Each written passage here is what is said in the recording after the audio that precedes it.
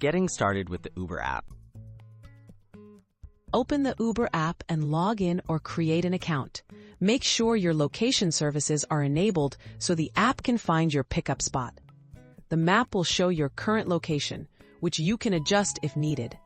Tap the Where To box to begin the process of booking a ride. Entering your destination. Type your destination address or the name of a place into the Where To field. The app may suggest destinations based on your recent trips or favorites.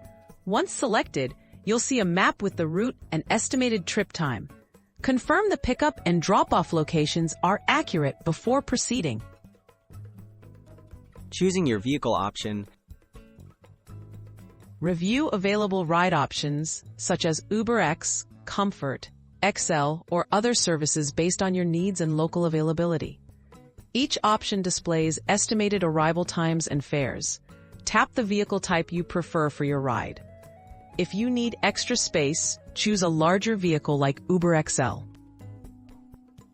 Requesting your ride.